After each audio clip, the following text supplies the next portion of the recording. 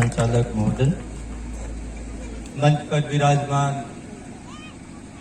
सम्मानित डॉक्टर शिव प्रसाद विश्वकर्मा जी, राष्ट्रीय अध्यक्ष सम्यक पार्टी, प्रदेश महासचिव स्वामी मंगलानंद जी महाराज, यमुनाबाद के जिलाध्यक्ष भाई रमाकांत कुशवाहा जी, बदायूं से आए सम्यक पार्टी के छात्र सभा के जिलाध्यक्ष भाई लवकुश शाक्य जी, और इस प्रतापपुर से सम्यक पार्टी की ओर से आगामी 2022 के चुनाव में हमारे प्रत्याशी बड़े ही युवा संघर्षशील जुझारू भाई अरविंद कुमार विश्वकर्मा जी और उनकी मंच पर धर्मपत्नी जी बैठी हैं। हमारे बीच उपस्थित डॉक्टर अतुल राज जी, पत्रकार बंधु और यहाँ आए सभी सम्मानित बंधु।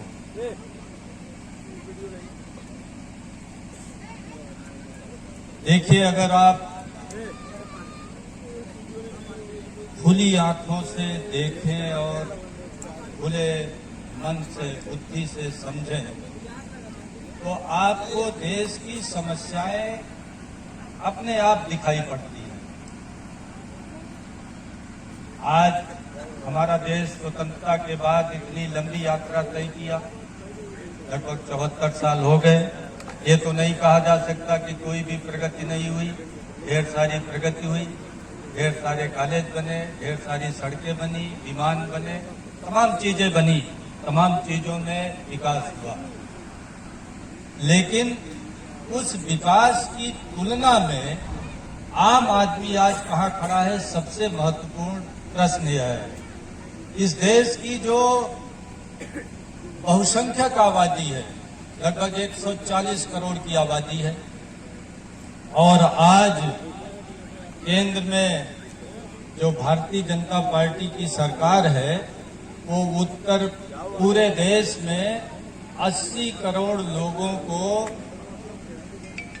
उनको गरीब मान करके 5 किलो मुफ्त में और 5 किलो पैसे लेकर के उनको खाद्यान्न दिया जा रहा है। यानी 140 करोड़ में 80 करोड़ लोग इस देश में गरीब हैं, और गरीबी का एहसास हम सभी लोग गांव के लोग हैं।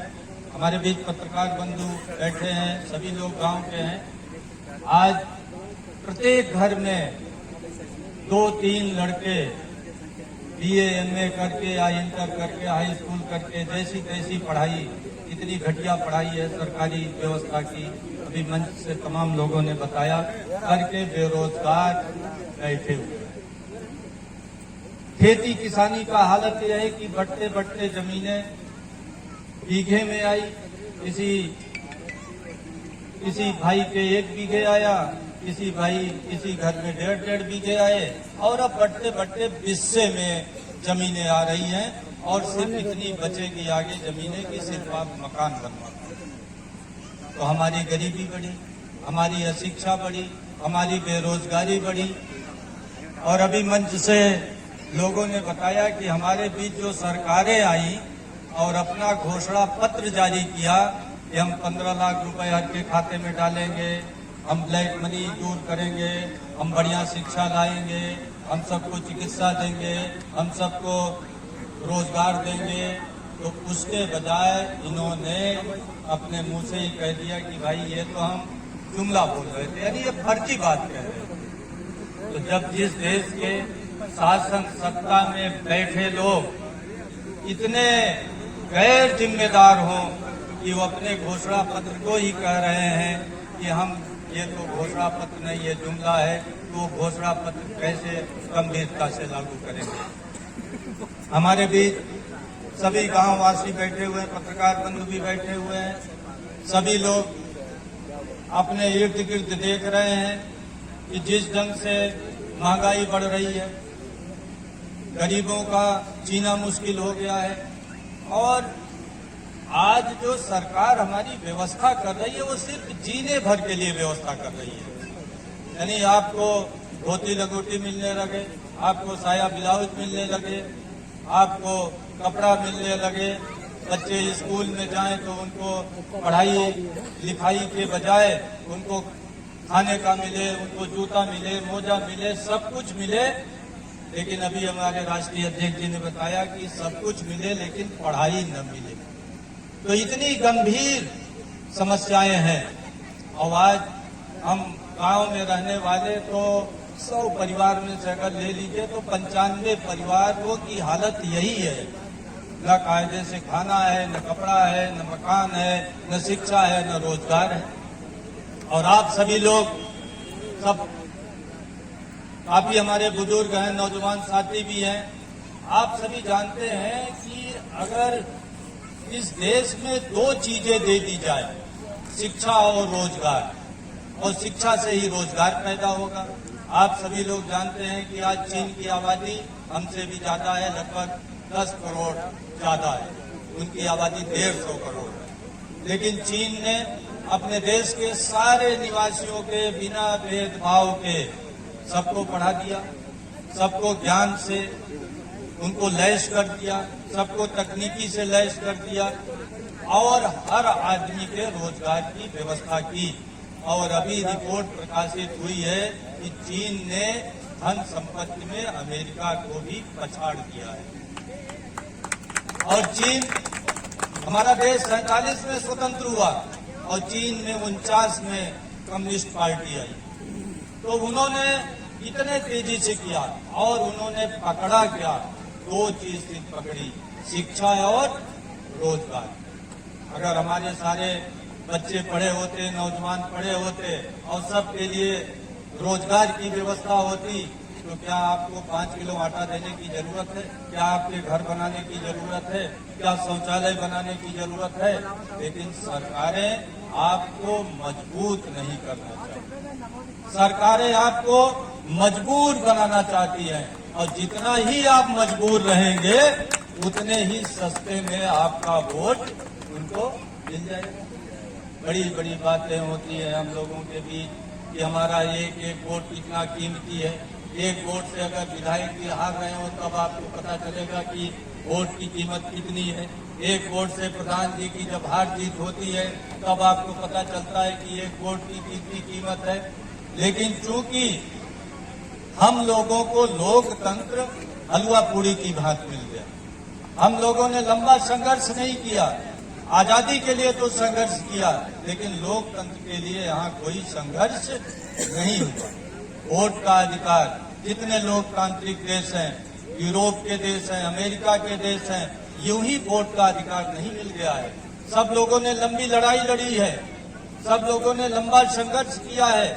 और आपको पता होगा कि अमेरिका में तो अभी 1932 में महिलाओं को वोट देने का अधिकार दिया, 1932 में। लेकिन हमारे यहाँ बाबा साहब भीमराव अंबेडकर की कृपा से, हमारे जो संविधान निर्माता थे उनकी कृपा से, या हमारे जो स्वतंत्रता आंदोलन को चला रहे थे, स्वतंत्रता संग्राम सेनानी, उनकी जो दृष्टि और जो उनका जो विचार था उसके कारण एक झटके में सारे 21 साल के लोगों को वोट देने का अधिकार मिल गया। ये अधिकार अगर मिल गया है तो इसका प्रयोग भी आप लोग बहुत ही सावधानी से करिए।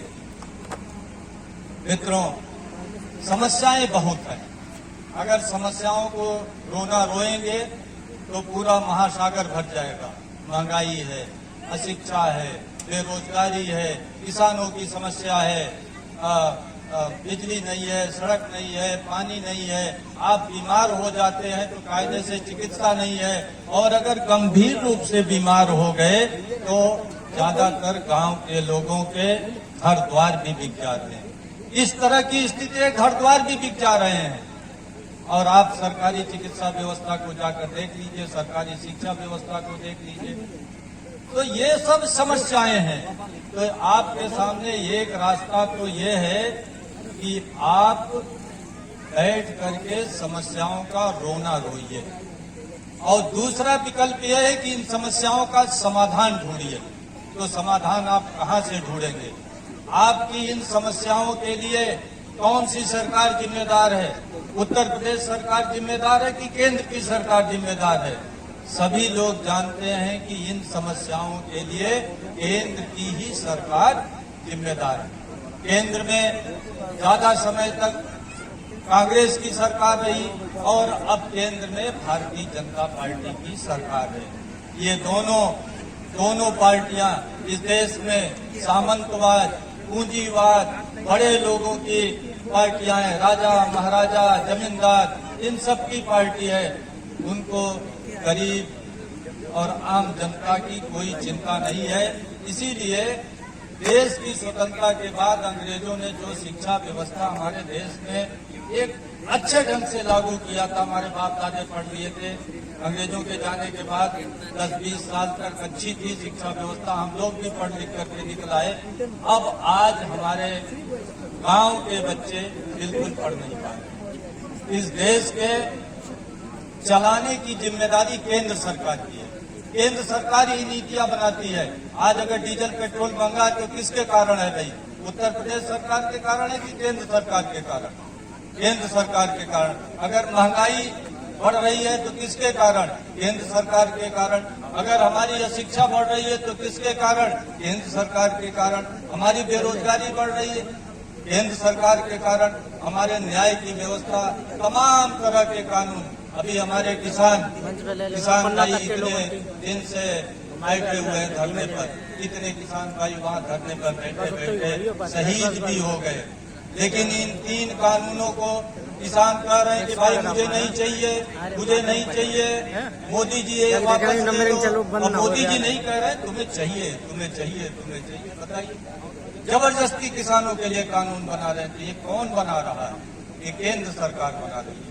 आज स्वास्थ्य की नीति, बीमा की नीति, शिक्षा की नीति, किसान की नीति, बिजली की नीति, सड़क की नीति, जितना सब कुछ है केंद्र सरकारें ही निर्धारित कर रही हैं। इसलिए अगर आपको भाग्य बदलना है तो देर सवेर आपको केंद्र की सत्ता पर बैठकर ही अपना भाग्य बदल सकते हो। इतने दिन से किसान चिल्ला रहे हैं लेकिन नियम नहीं बदल रहा है ना। नियम बदलेगा तो केंद्र सरकार बदलेगी। और केंद्र सरकार माने पार्लियामेंट, और पार्लियामेंट माने पार्लियामेंट में पहुंचने के लिए आपको 272 एमपी चाहिए। आज पूरे देश में पावर कहाँ है? पावर 2 ही जगह है, प्रधानमंत्री में और पार्लियामेंट में। और पार्लियामेंट तक पहुंचने के लिए आपको 272 सीटें चाहिए। लेकिन इस देश के जो शोषित, पिछड़े, दलित, अल्पसंख्यक समाज के लोग हैं, क्या कभी इस देश में केंद्र में अपनी सरकार बना पाएंगे? अगर यही स्थिति रही तो 100 साल तक ये कभी भी केंद्र में सरकार नहीं बना सकते। सिर्फ आपको बरगला सकते हैं, आपसे बड़ी बड़ी बातें कर सकते हैं, लेकिन ये पिछड़े, दलित, अल्पसंख्यक समाज के लोग कभी भी केंद्र में जाकर सरकार अपनी नहीं बना सकते। और बना क्यों नहीं सकते भाई? हमने बताया कि समस्याएं अनंत हैं। समस्याओं का समाधान केंद्र सरकार से होगा। केंद्र सरकार में पहुंचने के लिए आपको 272 एमपी चाहिए, और 272 एमपी के लिए आपको राष्ट्रीय स्तर की पार्टी चाहिए। आप समझते हैं ना राष्ट्रीय स्तर की पार्टी क्या होती है? राष्ट्रीय स्तर की पार्टी वो होती है जिसका अस्तित्व उत्तर प्रदेश में हो, जिसका मध्य प्रदेश में हो, जिसका बिहार में हो, जिसका उड़ीसा में हो, जिसका हरियाणा में हो, जिसका असम में हो, अरुणाचल प्रदेश में हो, पंजाब में हो, उत्तराखंड में हो, यानी पूरे देश में हो और ज्यादातर भूभाग में हो। तभी आप 272 सीटें जीत करके अपना एमपी पार्लियामेंट में भेज पाएंगे, अन्यथा आप सरकार नहीं बना सकते। तो राष्ट्रीय स्तर की पार्टी के लिए जरूरी है कि बड़ी पार्टी। अब हमारे विश्वकर्मा जी ने, राष्ट्रीय अध्यक्ष जी ने बड़े बखूबी से आपको समझाया कि भाई 2000 पार्टी बनी थी, वो पकड़ो थोड़ा, तो क्या लगभग 3000 पार्टी इस देश में बन गई है। फिर एक नई पार्टी की क्या जरूरत थी? तो ये जो जरूरत थी उसी के बारे में हम चर्चा करना चाहते हैं कि ये जरूरत इसलिए थी कि अगर इस देश के पिछड़े समाज के लोग, दलित समाज के लोग, अल्पसंख्यक समाज के लोग, आदिवासी समाज के लोग अपना अगर भाग्य बदलना चाहते हैं तो आपको प्रधानमंत्री की कुर्सी पर बैठना होगा, क्योंकि सारे नियम कानून वहां से बन रहे हैं। और प्रधानमंत्री की कुर्सी पर बैठने के लिए पार्लियामेंट में आपको 272 एमपी चाहिए, और 272 एमपी के लिए आपको बड़ी पार्टी बनानी पड़ेगी। और ये बड़ी पार्टी क्या एक व्यक्ति के नेतृत्व में चल सकती है? भाई, एक सज्जन डॉक्टर अतुल राज जी हैं, एक पार्टी बना ले, आजीवन राष्ट्रीय अध्यक्ष रहे, फिर इनका लड़का रहे, फिर लड़के का लड़का रहे, तो क्या इनकी पार्टी पनप पाएगी? भाई आप लोग जरा बताइए, पत्रकार बंधु हैं, पढ़े लिखे लोग हैं, क्या पनप पाएगी? नहीं पनप पाएगी। और सबसे बड़ी यही बीमारी है कि इस देश में हम बात तो बहुजन की कर रहे हैं, हम बात तो बहुसंख्यक की कर रहे हैं, हम बात तो शोषित की कर रहे हैं, हम बात तो मूल निवासी की कर रहे हैं, पता नहीं क्या क्या बातें कर रहे हैं। लेकिन आज इस देश में क्या बहुजन की एक भी कोई पार्टी है क्या? बहुजन में बहुत सी जातियां हैं, और अगर आपको बहुजन की पार्टी बनानी है तो आपको उसमें हरदम बूथ अध्यक्ष से लेकर राष्ट्रीय अध्यक्ष तक बदलना पड़ेगा। यही दुर्भाग्य है कि दलित पिछड़ों में जो भी पार्टी बनी आज तक, एक व्यक्ति का नेतृत्व रहा, अधिकतम उसके परिवार का नेतृत्व हो गया, परिवार के बाद उसके जात का नेतृत्व हो गया। हर दलित पिछड़े अल्पसंख्यक समाज का नेता ये नारा लगा रहा है कि भाई फलाने जात के मुख्यमंत्री हो गए, फलाने जात के मुख्यमंत्री हो गए। अरे भाई, अब हमारी भी बिरादरी एकजुट हो जाए, और वो एकजुट कहाँ हो जाए? हमारे नेतृत्व में। और जब हमारे नेतृत्व में एकजुट हो जाएगी तो हम क्या करेंगे?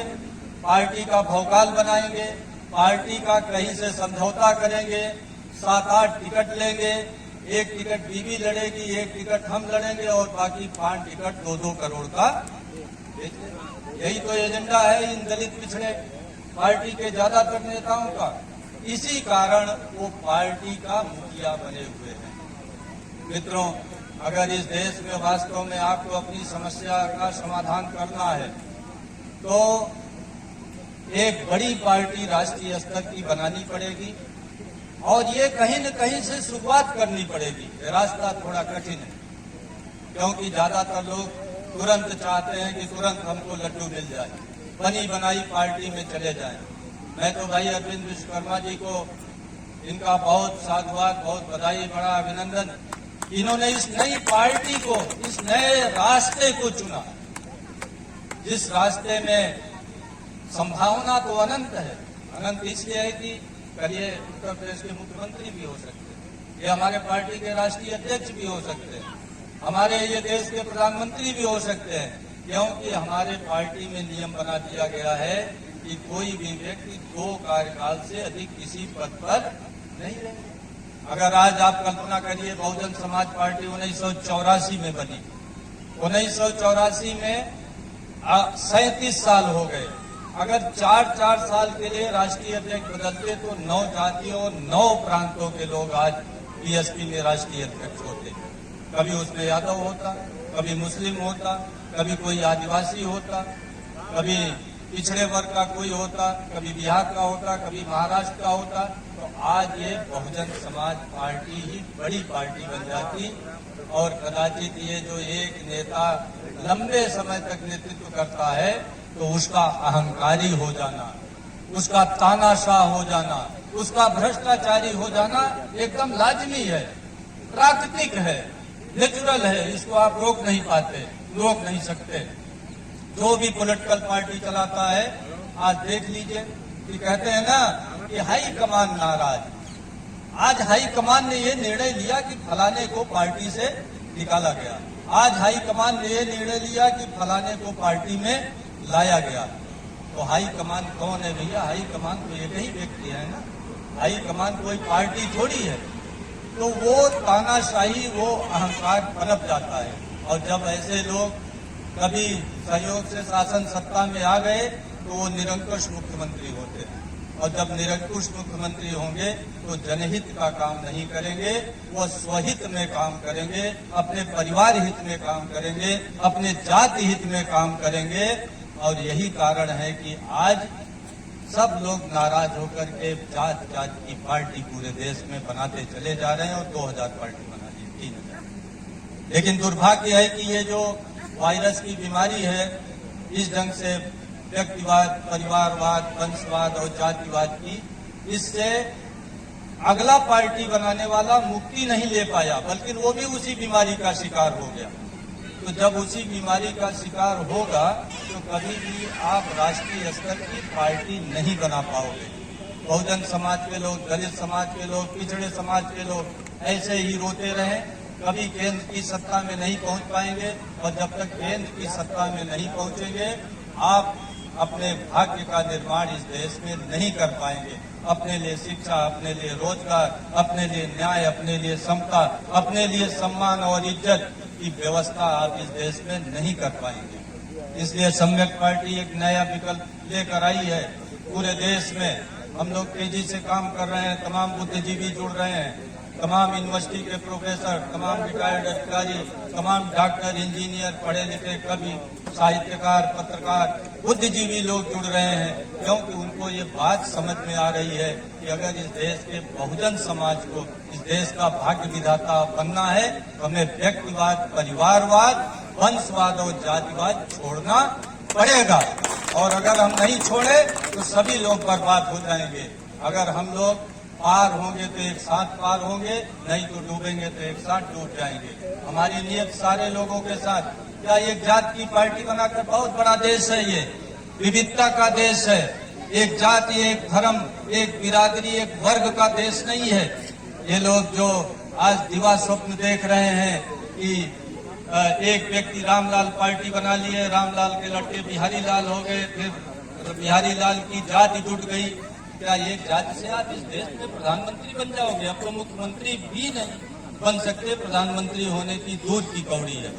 ये विविधता का देश है, यहाँ विभिन्न जातियां रहती हैं, विभिन्न धर्म के लोग रहते हैं, बड़ा देश है, सबकी समस्या का समाधान करना है।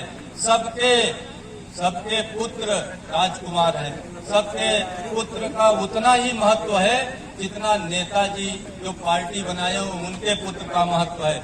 आपके घर में अगर कोई नौजवान प्रतिभाशाली है, अच्छा वक्ता है, अच्छा संगठन करता है, अच्छा सोचता है, अच्छा चिंतन करता है, उसको देश, राष्ट्र, समाज सबके बारे में चिंता है, तो आखिर वह किसी पार्टी में क्यों नहीं प्रदेश अध्यक्ष हो सकता, क्यों नहीं राष्ट्रीय अध्यक्ष हो सकता, क्यों नहीं मुख्यमंत्री हो सकता, क्यों नहीं प्रधानमंत्री हो सकता? तो हम लोग आज सभी जातियों के लिए, उस जाति के सभी प्रतिभाशाली नौजवानों के लिए एक रास्ता खोल दिया है। एक रास्ता लोकतांत्रिक पार्टी संगठन का है।